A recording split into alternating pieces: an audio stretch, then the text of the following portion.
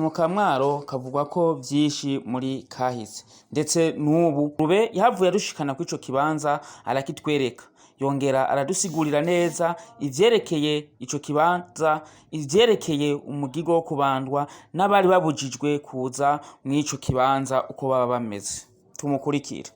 Akurikirana murabona ko ari ku ngero zine, ari ya mbere hariya, iya kabiri, iya gatatu n'iya kane. Aha rero bahita ku Gasumo ka Mwaro iwabo w'Imana. Ayo mazi ubona akurikirana si abantu bayashyizeho uko, ni Imana yonyene yashyizeho.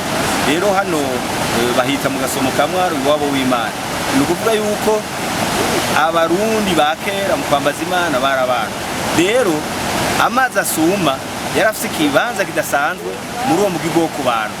Nico gituma rero ababandwa bose biyemera ko ababandwa koko baraza koga ano mazi, ndetse n'abarundi batandukanye bashaka imigisha n'imihezagiro baraza bakoga ano mazi y'Agasumo ka Mwaro, hanyuma ivyo basaba bagava bakabironka. Ndagenda kubwire yuko n'umwami niyoga amazi ariyo yose, mugabo muri hakeya yoga aha mu Gasumo ka Mwaro harimwo.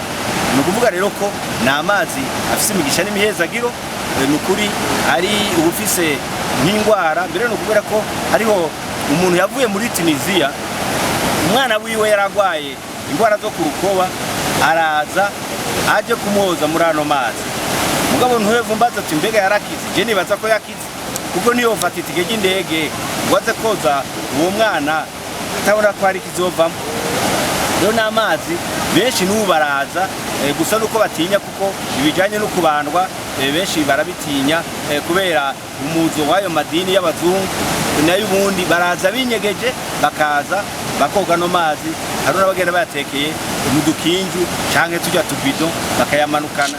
Je ndetse rero n'uwasabye ko noyamurungikira ari mu bihugu ca Buraya w'umurundi kazi, kandi nzoyamurungikira kuko wewe avyemera, uvuga yuko bishobora kumugirira akamaro. Ndabona n'umutamakazi arazi neza ko ano mazi yari amazi adasanzwe. Mbere ndetse hepfo hari ibenga, iryo benga uje uri umurozi utuja kuryitamwo ugaca uhwera.